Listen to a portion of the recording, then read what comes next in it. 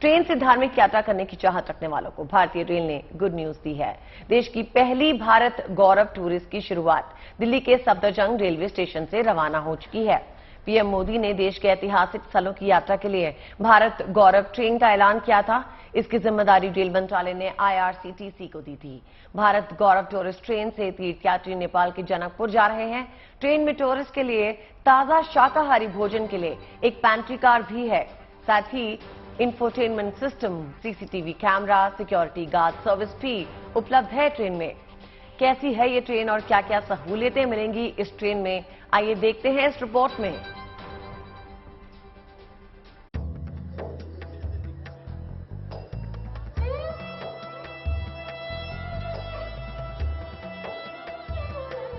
फूलों और गुब्बारों से सजी ये ट्रेन कुछ खास है। खास इसलिए है क्योंकि देश की ये पहली भारत गौरव ट्रेन श्री रामायण यात्रा के लिए रवाना कर दी गई है। मौका खास था, इसलिए रेल मंत्री अश्विनी वैष्णव और संस्कृति मंत्री जी किशन रेड्डी ने इस ट्रेन को हरी झंडी दिखाकर रवाना किया, जो सफर के दौरान भगवान श्री राम से जुड़े धार्मिक स्थलों की सैर कराएगी, जिसके तहत इसका पहला पड़ाव अयोध्या होगा। आप अगर पीछे की तरफ देखेंगे तो आपको भगवान राम और साथ में भ्राता लक्ष्मण जो है उसकी झांकी नजर आएगी और साथ में आपको यहाँ पर वानर भी नजर आएंगे। अगर थोड़ा सा आप देखना चाहें तो साफ है कि जिस तरीके से राममय ही माहौल बनाने की कोशिश की गई है इस ट्रेन के अंदर, वो सीधे तौर पे समझाती है कि 18 दिन के इस पूरे कार्यक्रम में हर तरीके से भक्तों को ये लगना चाहिए कि वो एक ऐसी तीर्थ यात्रा का हिस्सा बनने जा रहे हैं जो शायद भविष्य में उनको कभी भी मौका नहीं मिल पाए। ये ट्रेन अपने 18 दिन के सफर में 8000 किलोमीटर का सफर तय करेगी। इस सफर में यात्रियों को कोई परेशानी न हो, इसके लिए इसमें खाने पीने और सुरक्षा के खास इंतजाम किए गए हैं। सरकार की इस पहल से यात्री भी बेहद उत्साहित दिखे। 18 दिन की यात्रा, भगवान राम के तमाम तीर्थों का दर्शन आपको करने का मिलेगा। कितनी एक्साइटेड है? अच्छी, बहुत एक्साइटेड, बहुत अच्छा लग रहा है। पूरी यात्रा हो गई, बहुत अंदर से इतना आनंद महसूस हो रहा है कि कुछ बता नहीं सकती हूँ मैं। आप कहाँ से आई हैं? मैं इंदौर से आई हूँ। इंदौर से आप आई हाँ। हैं? और ये पहली बार इतनी लंबी यात्रा पे हाँ, पहली बार। ट्रेन को अलग लुक देने के लिए इसके बाहरी हिस्से पर पेंटिंग के जरिए धार्मिक और ऐतिहासिक स्थलों को दिखाया गया है। घरेलू पर्यटन को बढ़ावा देने के मकसद से ये ट्रेन चलाई जा रही है।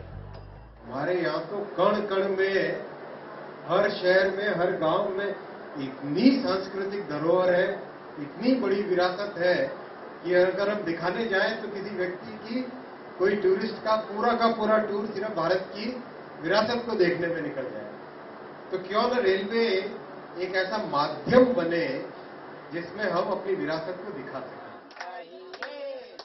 आईआरसीटीसी ने इस 18 दिन की यात्रा के लिए 62,370 रुपए प्रति व्यक्ति का किराया तय किया है।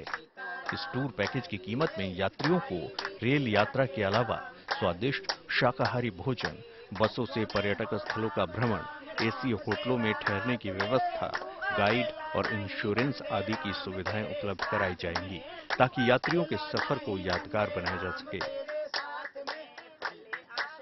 Varun Sinha, Delhi, good news today.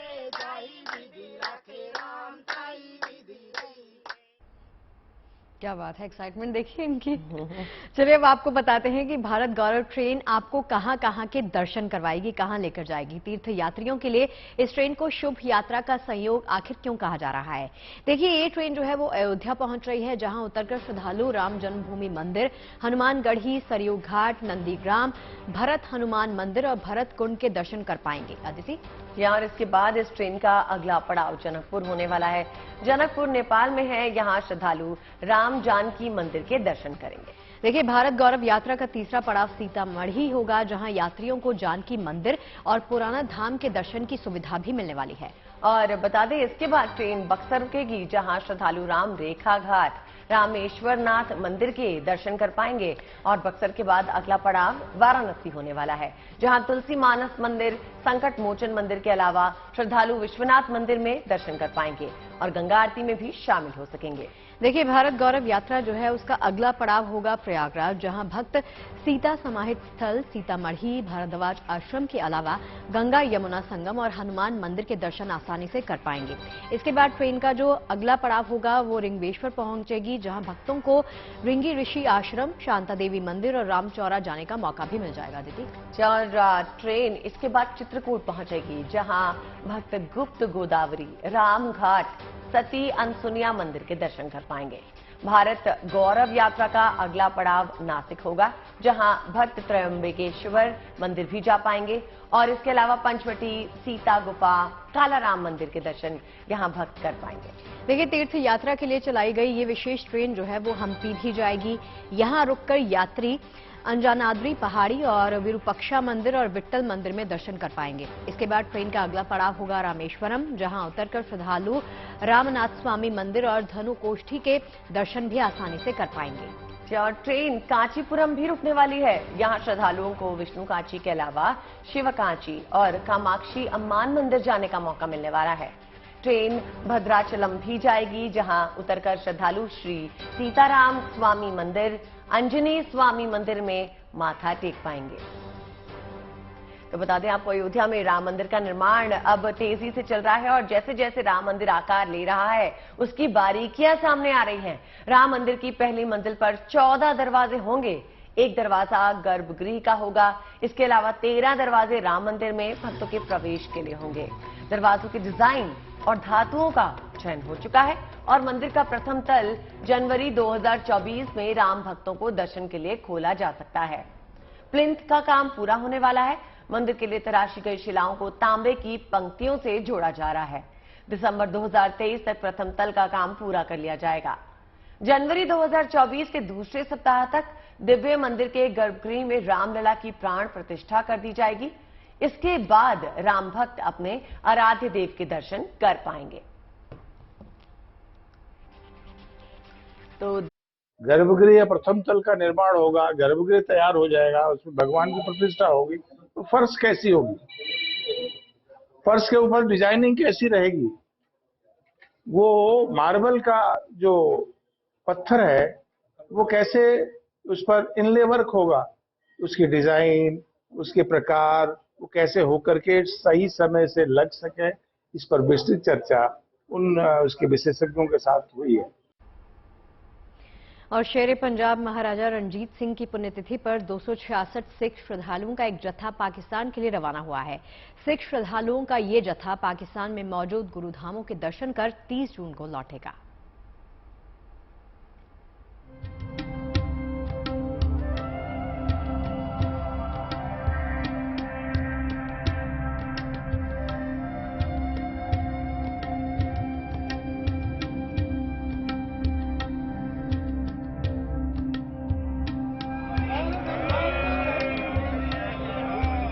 गले में फूलों की माला, चेहरे पर मुस्कान और बोले सोनिहाल के जयकारे लगाते सिख श्रद्धालु।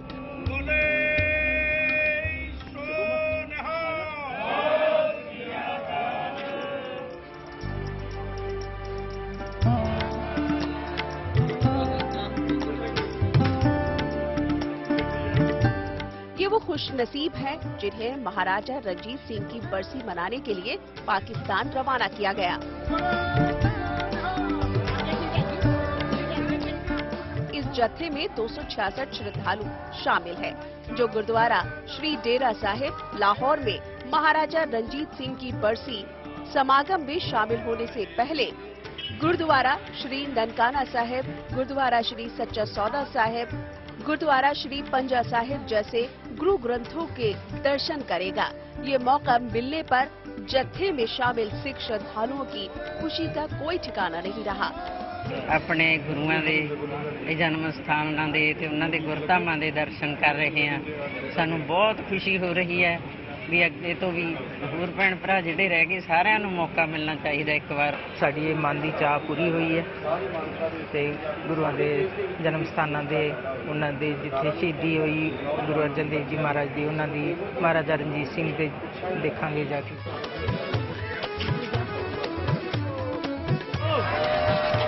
शिरोमणि गुरुद्वारा प्रबंधक कमेटी ने बताया कि कमेटी ने 272 श्रद्धालुओं के पासपोर्ट वीजा के लिए भेजे थे, लेकिन 266 श्रद्धालुओं को ही वीजा मिल पाया। और साडी दोहां सरकारां नूं अपील आ कि ਜਿਹੜੇ ਨਾਮ ਕੱਟੇ ਜਾਂਦੇ ਨੇ, ਜਿਹੜੇ ਸ਼ਰਧਾਲੂਆਂ ਦੇ ਵੀਜ਼ੇ ਨਹੀਂ ਲੱਗਦੇ ਕਿਸੇ ਕਾਰਨ ਕਰਕੇ, ਉਹਨਾਂ ਦੇ ਮਨਾਂ ਨੂੰ ਵੱਡੀ ਠੇਸ ਪਹੁੰਚਦੀ ਆ। ਉਹਨਾਂ ਦੇ ਜਿਹੜੇ ਨਾਂ ਆ ਉਹ ਨਾ ਕੱਟੇ ਜਾਇਆ ਕਰਨ, ਵੱਧ ਤੋਂ ਵੱਧ ਵੀਜ਼ੇ ਦਿੱਤੇ ਜਾਣ ਤਾਂ ਕਿ ਹਰੇਕ ਸ਼ਰਧਾਲੂ ਆਪਣੇ ਜਾਨ ਤੋਂ ਪਿਆਰੇ ਪਾਵਨ ਸਥਾਨਾਂ ਦੇ ਜਿਹੜਾ ਦਰਸ਼ਨ ਇਸ਼ਨਾਨ ਕਰ ਸਕਣ। ਵਾਹਿਗੁਰੂ ਜੀ ਕਾ ਖਾਲਸਾ, ਵਾਹਿਗुरु जी की फतेह। पाकिस्तान के लिए रवानगी से पहले जत्थे के नेताओं को गुरु घर की बख्शीश सिरोपा देकर सम्मानित किया गया। पाकिस्तान में 29 जून को महाराजा रणजीत सिंह की बरसी के मौके पर समागम कार्यक्रम होगा, जिसमें ये सभी सिख श्रद्धालु शामिल होंगे और इसके बाद ये सभी लोग 30 जून को देश वापस लौट आएंगे। अमृतसर से अमित शर्मा के साथ bureau report, good news today. 19 मई से शुरू हुई हेमकुंड साहब की यात्रा ने एक बार फिर से रफ्तार पकड़ ली है। पिछले दिनों हुई बारिश और बर्फबारी के चलते यात्रा रोकनी पड़ी थी। इस दौरान गोविंद घाट और घंगारिया के गुरुद्वारों में भक्तों को रुकना पड़ा था और धूप खिलने से मिली राहत के साथ ही यात्रियों ने जो बोले सो निहाल के नारों के साथ अपनी यात्रा फिर से शुरू की।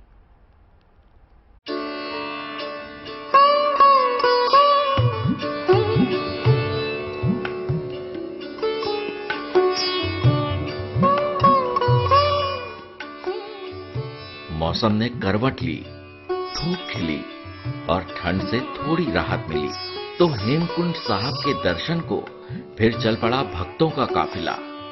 इस यात्रा को शुरू हुए 1 महीने पूरे हो गए। इस दौरान मौसम की मुश्किलों के बाद भी लोगों के उत्साह में कोई कमी नहीं आई। प्रशासन की ओर से भी लोगों की सुविधाओं का पूरा ख्याल रखा जा रहा है। 3 दिनों पहले भारी बर्फबारी के चलते यात्रा को घांघरिया और गोविंद घाट में रोका गया था। हालांकि इसके बावजूद कई श्रद्धालुओं ने अपनी यात्रा जारी रखी। भारी बारिश और बर्फबारी के चलते पहले भी कई बार इस यात्रा को रोकना पड़ा था। मौसम ठीक होते ही जो बोले सो निहाल के नारों के साथ भक्त फिर निकल पड़ते हैं हेमकुंड साहब की ओर। गोविंद घाट और घांघरिया से 7500 से ज्यादा भक्त यात्रा के लिए रवाना हुए। 22 मई से भक्तों के लिए हेमकुंड साहिब के कपाट खोल दिए गए थे। वहीं 19 मई को हेमकुंड साहब के लिए पहला जत्था रवाना हुआ। तब से अब तक यहां भक्तों के आने का सिलसिला लगातार जारी है। इस पवित्र धाम पर पहुंचने के लिए बच्चे, बुजुर्ग, महिलाएं सभी में उत्साह है। उम्मीद है मौसम की मेहरबानी यूं ही बनी रहेगी और भक्त हेमकुंड साहब की यात्रा आसानी से कर सकेंगे। जोशी मठ से कमल नयन सिलोरी के साथ गुड न्यूज टुडे। देखिए, देश के मैदानी इलाकों में पड़ रही भीषण गर्मी से बचने के लिए इन दिनों सैलानी जो है वो जम्मू कश्मीर और दूसरे पहाड़ी राज्यों का रुख कर रहे हैं और अब तो सैलानियों को बर्फ की सौगात भी मिलने लग गई है। जम्मू कश्मीर के बांदीपुरा की गुरेज घाटी में हिमपात के बाद बर्फ की सफेद चादर हर और बिछी हुई आप देख सकते हैं। ये तस्वीरें देखिए, 2 तस्वीरें आपके सामने हैं। प्रदेश के कई इलाकों में इन दिनों जोरदार बारिश हो रही है, लेकिन गुरेज इलाके में बर्फ पड़ने के बाद अलग ही एक नजारा देखने को मिल रहा है। हिमाचल प्रदेश की बात करें तो रोहतांग में बर्फबारी से मौसम सुहाना हो गया। मैदानी इलाकों से ठंडे मौसम का मजा लेने रोहतांग आए पर्यटकों को जून महीने में बर्फबारी का दीदार हो गया। अब रोहतांग की पहाड़ियां जो है बर्फ से ढक गई। ये बेमौसम बर्फबारी है जो स्थानीय लोगों के लिए भले ही परेशानी का सबब हो, लेकिन सैलानियों के लिए किसी सौगात से कम नहीं, जिन्हें गर्मी में भी बर्फ का दीदार करने का मौका मिल गया। अब इसी बर्फबारी के चलते इन इलाकों में तापमान काफी गिर गया है।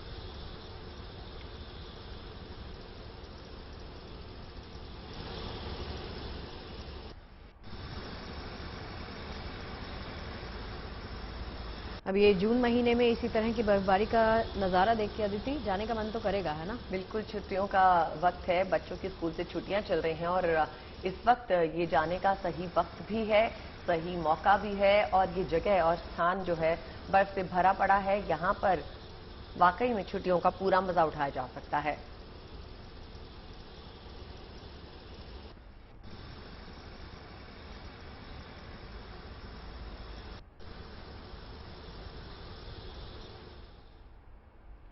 देखिए, इंसान में अगर कुछ कर गुजरने का जज्बा और हौसला हो तो उम्र आड़े बिल्कुल नहीं आती। किसी भी उम्र में वो कुछ भी हासिल कर सकता है।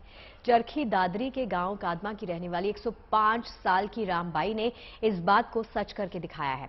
दरअसल रामबाई ने हाल ही में गुजरात के वडोदरा में हुई राष्ट्रीय स्तर की एथलेटिक्स प्रतियोगिता में 100 मीटर दौड़ में एक नया विश्व रिकॉर्ड रचा है, वो भी महज 45.40 सेकंड में।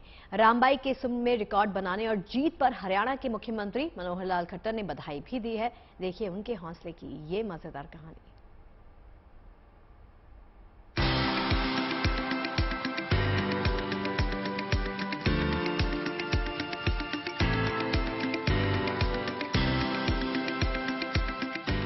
ये चुस्ती देखिए, ये फुर्ती देखिए। 105 साल की उम्र में भी जोश ऐसा कि युवाओं के पसीने छूट जाएं, जज्बा ऐसा कि रेसिंग ट्रैक पर जीत का नया रिकॉर्ड बना डाले।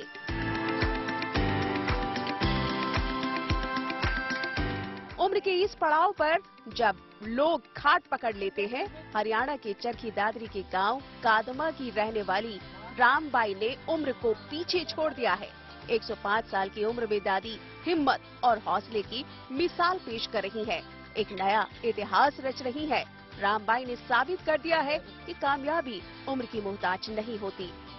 गुजरात के वडोदरा में हुई राष्ट्रीय ओपन मास्टर्स एथलेटिक्स चैंपियनशिप में रामबाई इतनी तेज दौड़ी कि 100 मीटर की रेस सिर्फ 45 सेकंड में ही पूरी कर डाली और इसके साथ ही रामबाई ने मानकौर का रिकॉर्ड ब्रेक करते हुए नया रिकॉर्ड बना डाला। मेरी सासू को 4 मेडल मिले, मेरे को 2, हमारी ननद को 1, हमारे हस्बैंड को 1। दादी अम्मा ऐसा कमाल पहले भी कर चुकी हैं। नवंबर 2021 में हुई दौड़ प्रतियोगिता में रामबाई ने 4 स्वर्ण पदक जीते थे। दादी का पूरा खानदान ही पदक वीरों से भरा हुआ है। बेटे, बेटी, बहू, नातिन सभी ने पदक जीते हैं, लेकिन दादी सब पर भारी। इस उम्र में भी रामबाई पूरी तरह से सेहतमंद है। दादी की सेहत का राज इनकी दिनचर्या में छिपा है। आज भी दादी रोजाना खेत के कच्चे रास्तों पर पैदल चलकर अभ्यास करती है, दौड़ने की प्रैक्टिस करती है। रोजाना 5 से 6 किलोमीटर तक दौड़ लगाती है। रामबाई के दिन की शुरुआत सुबह 4 बजे होती है और रात सोने से पहले किसी न किसी घरेलू काम में व्यस्त रहकर खुद को फिट रखती है। दादी की फिटनेस का राज इनके पौष्टिक खाने में भी छिपा है। रामबाई रोजाना 250 ग्राम घी हर रोज रोटी या चूरमे के साथ लेती है और रोजाना आधा किलो दूध भी पीती है। रामबाई गांव की सबसे बुजुर्ग महिला है। सब उन्हें उड़न परी परदादी कहकर बुलाते हैं। कुछ कमाल करने की जिद और जुनून ने इन्हें आज भी जिंदा दिल बनाया हुआ है। जिंदगी को इस तरह जीने के हौसले को गुड न्यूज टुडे सलाम करता है। चरखी दादरी से प्रदीप साहू के साथ bureau report, good news today. और अब बात मध्य प्रदेश के ग्वालियर में 70 साल की एक बुजुर्ग महिला के जज्बे की, जिन्होंने 2100 साल पुरानी कला को संजोया हुआ है। वो सैकड़ों महिलाओं को मुफ्त में ट्रेन करके आत्मनिर्भर बना रही हैं। पूर्वजों की इस कला को आगे बढ़ाकर आज वो देश भर की महिलाओं के लिए प्रेरणा बन चुकी हैं। ये महिला एक खास किस्म की काशीदाकारी में माहिर हैं। इस कला में वो अब तक करीब 10,000 महिलाओं को ट्रेन कर चुकी हैं।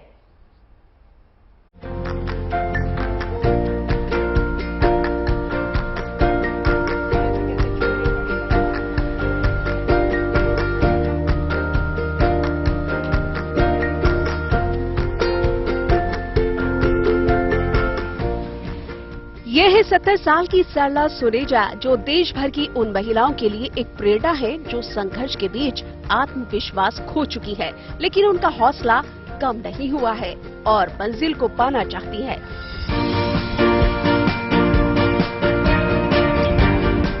ग्वालियर की रहने वाली सरला यहाँ की 2100 साल पुरानी हुरमुचो कशीदाकारी की शहर की पहली कारीगर है। इस कला को बढ़ावा देने के लिए सरला ने शादी तक नहीं की और अब वो करीब 10,000 से ज्यादा महिलाओं को ट्रेनिंग देकर उनको आत्मनिर्भर बना चुकी है।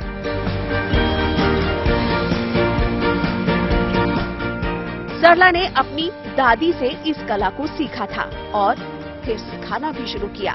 संघर्ष, जुड़ाव और खासियत से जुड़ी सरला की कहानी हौसले से भरी हुई है। हुरमुचो कशीदाकारी उनका परिवार 5 पीढ़ियों से कर रहा है। मेरा लक्ष्य।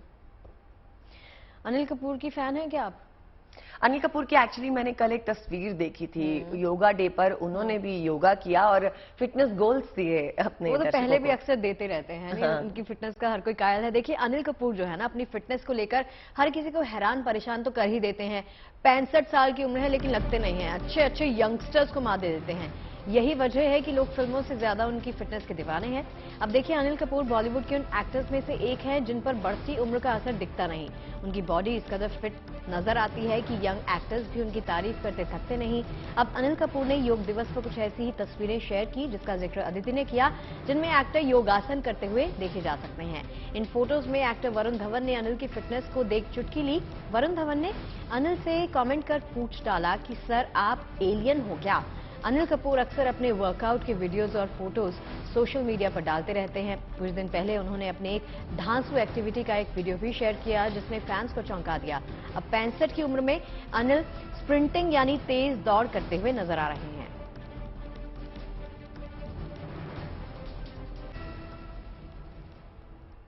और अब आपको न्यूयॉर्क की कुछ तस्वीरें दिखाते हैं जहां बुलडोजर ने शोर और प्रदूषण फैलाने वाली बाइक्स को रौंद डाला।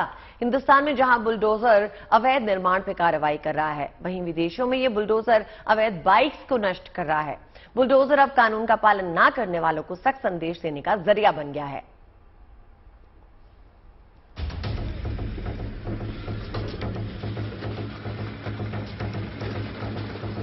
बुलडोजर ने रफ्तार पकड़ी और एक ही झटके में शोर मचाने वाली ये बाइक्स चकनाचूर हो गई।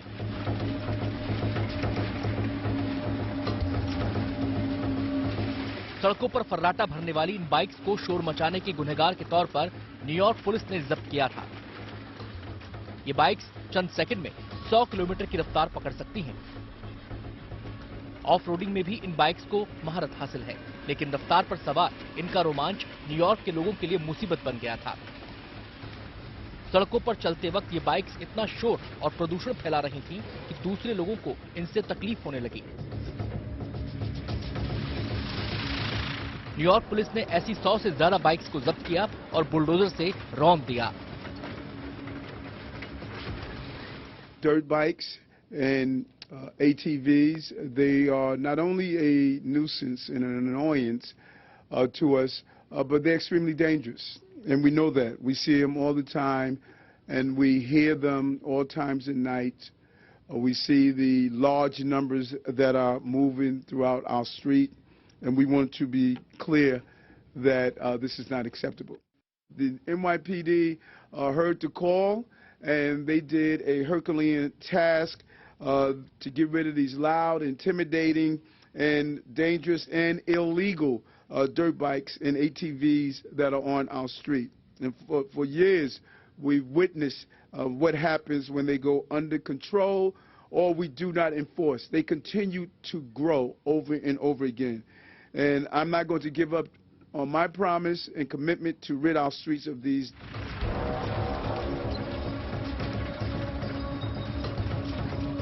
न्यूयॉर्क में पुलिस ने एक साल में ध्वनि प्रदूषण फैलाने वाली करीब 2000 बाइक्स को जब्त किया है।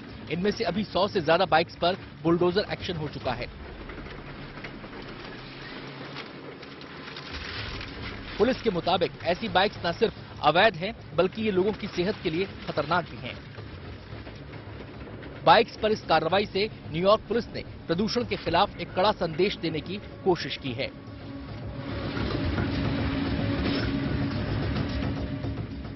Bureau report, good news today.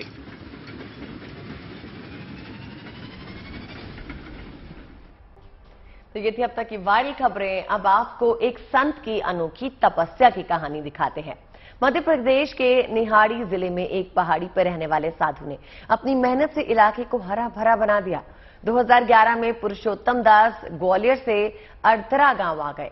इसके बाद उन्होंने बंजर जमीन पर आंवला, नींबू, सतावर, नारियल जैसे करीब 10,000 पौधे लगाए, जो अब पेड़ में तब्दील हो चुके हैं।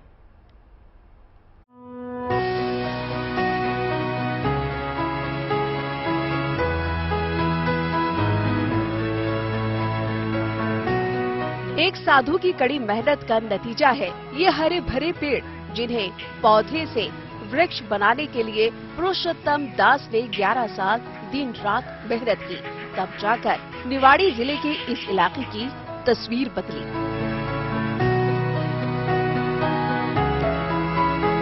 पृथ्वीपुर तहसील के अतर्रा गांव के एक छोर पर सिर्फ चट्टानें थी, जहां एक समय हरियाली का नामो निशान तक नहीं था, लेकिन पुरुषोत्तम दास ने हार नहीं मानी और उन्होंने पथरीली जमीन का सीना चीरकर पौधे लगाने शुरू कर दिए। गर्मी के मौसम में इन पौधों की प्यास बुझाने के लिए बाल्टी से पानी भरकर सिंचाई की। जमीन बिल्कुल बंजर थी, पूरा पत्थर है नीचे, माटी का तो झावान टाटा माटी के टाटा लगा जाए पौधा। जमीन में कुछ दम नहीं थी। पानी के भरोसे सूखे में हाथों से पानी डाल डाल के ड्रम से पानी डाला है। पुरुषोत्तम दास ने बताया कि वो 2011 में ग्वालियर से अतर्रा गांव आए थे, जहां उन्होंने सैकड़ों की संख्या में औषधि वाले पौधे लगाए, जिनके जरिए वो लोगों का इलाज भी करते हैं। कोरोना महामारी के दौर में भी उन्होंने इन्हीं जड़ी बूटियों के जरिए लोगों का इलाज किया था। दूसरी बात ऐसे कहा कोरोना फैला हुआ था, तो कोरोना में बहुत से लोग मरीज आए, उनको दवाई फ्री दी, कोई पैसा नहीं लगे। अब वो बहुत मरीज आते, कई जो बीमारियों के उनको दवाई। इतना ही नहीं, प्रकृति प्रेमी पुरुषोत्तम दास लोगों की मदद से बंजर इलाके में तालाब का गहरीकरण भी करवा चुके हैं, जिसके पानी का इस्तेमाल इलाके के लोग करते हैं। निवाड़ी से मयंक दुबे के साथ bureau report, good news today. और चलिए राजस्थान की बात कर लेते हैं। राजस्थान के बाड़मेर में मंदिर ट्रस्ट ने पर्यावरण संरक्षण का बड़ा संदेश दिया है। ट्रस्ट की तरफ से एक पेड़ को बचाने की खातिर मंदिर का नक्शा बदल दिया गया। यही नहीं, पेड़ की हिफाजत में लाखों रुपए भी खर्च किए जा रहे हैं। इस तस्वीर का मकसद बहुत बड़ा है। इस तस्वीर में छिपा एक संदेश सभी को सोचने की वजह देता है। तस्वीर बाड़मेर की है। दरअसल इस तस्वीर में आप एक पेड़ को देख रहे हैं। ये खेजड़ी का पेड़ है, जिसे एक क्रेन की मदद से सहारा दिया गया है। इसके वजूद पर खतरा मंडरा रहा था मंदिर निर्माण के लिए, लेकिन मंदिर के ट्रस्टी ने फैसला किया कि पेड़ को बचाया जाएगा, भले ही लाखों रुपए क्यों ना खर्च हो जाएं। नतीजा, नक्शा ही बदल दिया गया। अब इस पेड़ को बचाए रखते हुए मंदिर की फाउंडेशन रखी जा रही है। ऐसे में पेड़ को नुकसान ना पहुंचे, इसके लिए क्रेन मंगाकर पेड़ को सहारा दिया गया है। इधर हमारे खेजड़ी नक्शे के बीच में आ रही थी, तो हमने सोमपुरा को बोला भाई हमारा ये वृक्ष बचना चाहिए, नक्शा तो हमारे को चेंज करना पड़ेगा। तो उन्होंने नक्शा चेंज करा, कुछ लागत भी बढ़ी। खेजड़ी के हमने एक खंभा लगाया, पहले रस्से से बांधी। कल जब बरसात का मौसम देखा तो हमने ये हाइड्रो बुलवाए, 1-2 जेसीबी बुलवाई, साइड में खुदवाई कराई। ट्रस्ट ने विचार विमर्श किया, जिसके बाद फैसला हुआ कि कितने भी पैसे खर्च हो जाएं, कितने भी दिन इस कवायद में लग जाएं, लेकिन इस पेड़ को किसी भी तरह का नुकसान नहीं होने दिया जाएगा। हमारे को जिस दिन पर जो सोनपुरा है उसने बोला ये खेजड़ी अंदर आएगी, आपको हटाना पड़ेगा। आप जैसे इसको खेजड़ी को बाहर किधर भी हटा दो और 10 पौधे लगा दो। हम बोले हम खेजड़ी को हटाएंगे नहीं, बिल्कुल हमारे को नक्शा चेंज कर लो, जमीन कितना भी खराब हो उसका कोई दिक्कत नहीं है। फिर उसने वापिस हमारे को प्लान बना कर दिया कि खेजड़ी के हटाकर 5 फुट इधर कर दिया मंदिर को। मरु प्रदेश के रूप में पहचाने जाने वाले राजस्थान में पेड़ों की कटाई का मुद्दा उठता रहा है। यहाँ प्राइवेट कंपनियां पेड़ों की कटाई को लेकर लोगों के निशाने पर आती रही हैं। ऐसे में मंदिर ट्रस्ट की तरफ से एक पेड़ को बचाने के लिए लाखों रुपए खर्च करने का फैसला यकीनन एक बड़ा संदेश देता है, समझदारी का भी, पर्यावरण के प्रति प्रेम का भी। बाड़मेर से दिनेश बोहरा के साथ bureau report, good news today. Kolkata की दुर्गा पूजा न सिर्फ देश में मशहूर है बल्कि दुनिया में भी यहां की दुर्गा प्रतिमाओं की मांग है और अब बेहद जल्द हावड़ा से लंदन के लिए दुर्गा प्रतिमा भेजी जानी है। बेहद खूबसूरत और आकर्षक दुर्गा प्रतिमा हावड़ा में बनकर तैयार है। इन प्रतिमाओं को गौरव पाल की देखरेख में कई कलाकारों ने दिन रात मेहनत करके तैयार किया है। खास बात यह है कि सारी मूर्तियां मिट्टी की नहीं बल्कि फाइबर की हैं, ताकि लंदन तक ले जाने में किसी किस्म की टूट फूट ना हो। दरअसल लंदन के एक बंगाली क्लब ने गौरव पाल को दुर्गा प्रतिमा बनाने का ऑर्डर दिया था। प्रतिमाएं बनकर तैयार है। 25 तारीख को हावड़ा से लंदन के लिए रवाना इन्हें किया जाएगा, जहां दुर्गा पूजा के दौरान मां की पूजा आराधना होगी।